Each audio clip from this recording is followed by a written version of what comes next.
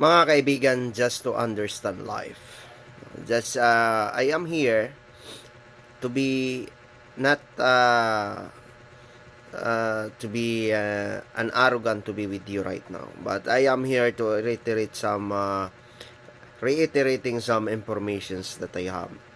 So that in this world, they could not to reward those people who are weak in character, because this world is rewarding for those people who are strong in character. To understand the life that we are coming in and we are outgoing in, that we are to come in this world for nothing and we live for nothing. So that's why you understand life. So now, mga kaibigan, I would like to ask for you and favor right now, every one of you to hear. Those people not yet follow in our Facebook page, in our YouTube channel, subscribe in our YouTube channel, in our TikTok here, in our Instagram, our Silibi.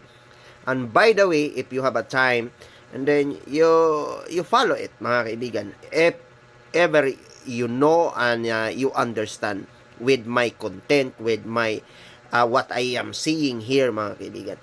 But I would like to inform you that our three YouTube channel was be deleted by the NTC. That I do not know, for some reasons I do not know about it, mga kaibigan.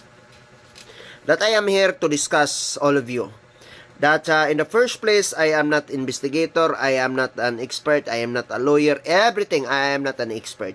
I am belongs to the very ordinary person, very ordinary citizens of this country, and the slap so well that I am belongs to us, mga kaibigan. So, I am here to discuss all of these things in regarding to the law, mga kaibigan, especially for those female persons to come in and to us with that regarding violations. If there is a violations and there is against your will and there is a people who are abusive or to abuse your dignity, to abuse your rights as a whole, as a human persons, even you are female or etc.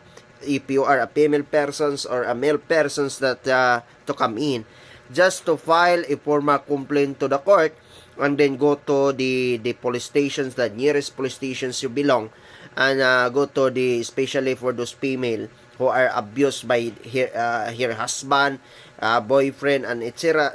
out there, go to the WCPD and asking to our investigator about that.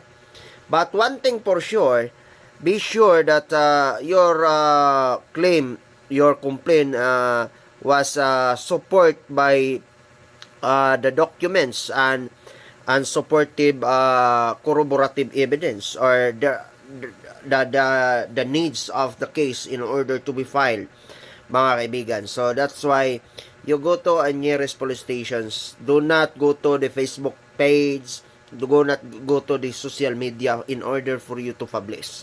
But for you to have a concrete idea, the concrete satisfactions to your life, just go to the nearest police station, especially to the investigator on case, or the one who handled that kinds of incident, that kinds of abuse in individuals, because PNP in our country was protected that kinds of rights of an individuals, especially Filipino people. So that's why, mga kaibigan, we have a lot of things to be understand. So sometimes we got to smile about this because concubinage, adultery, that's there is separate in meaning, separate in definitions. But it is hard to be file a concubinage, mga kaibigan, to prove is certain cases like that. But you can easily to be filed a emotional conflict or a psychological distractions, mga kaibigan, especially in the 9262 special law. So, it can be easily to file with that, mga kaibigan, especially for those who are female persons who are asking with that. So for your concrete idea, just go to for the lawyer, the investigator in the nearest police stations that you have or where you belong, on that boundaries, because every stations there is area of responsibility or the boundary itself. So try to go to the investigator for you to have a concrete idea. Do not ask for those who are not qualified to answer with that, mga kaibigan. So those people ask first for those like that, mga kaibigan. And then there is a lot of things to be smiled, especially when I was in Mobile.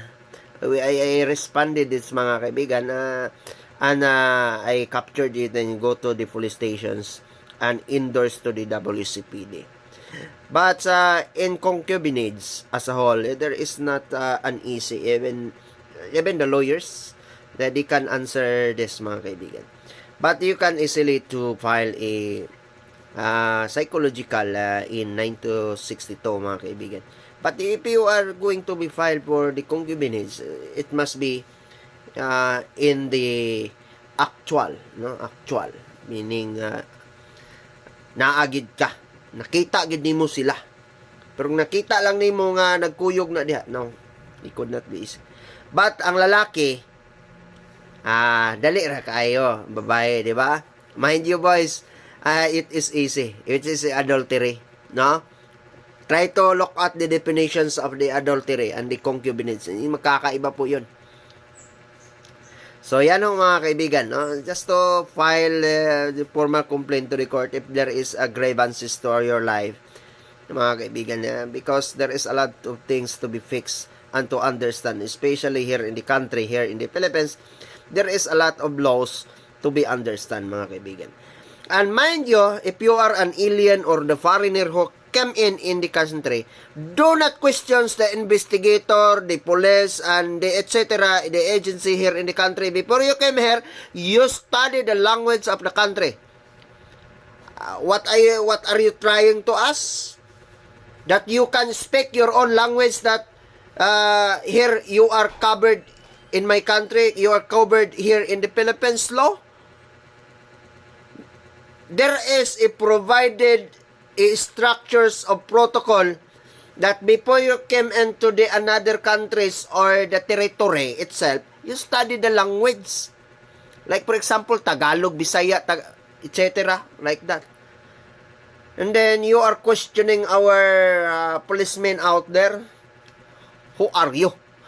Mga kaibigan, I got to sometimes bad emotions of this foreigner, mga kaibigan, in this country. So, try to go to another country in Middle East that you cannot understand. You say in English if you want. Do not speak or spoke your own language here in the country. Because Filipinos who go to another countries in around the world, they will study your language. What do you mean is that? Are you insulting the country here in the Philippines?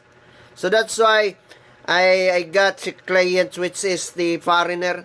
I told him, do not speak in your own language here in my country because you are covered here as an alien, as a foreigner here.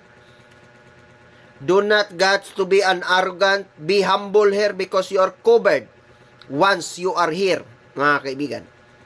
And mind you, you don't have enough right and 100% to own a property here in the country under of my Philippine Constitution, in which the most powerful law in the land in the Philippines. Did you imagine with that? If you want to file a case against your wife, you file it. You bear it and go to the court and the fiscal are doing to everything, mga kaibigan. But do not insult my country.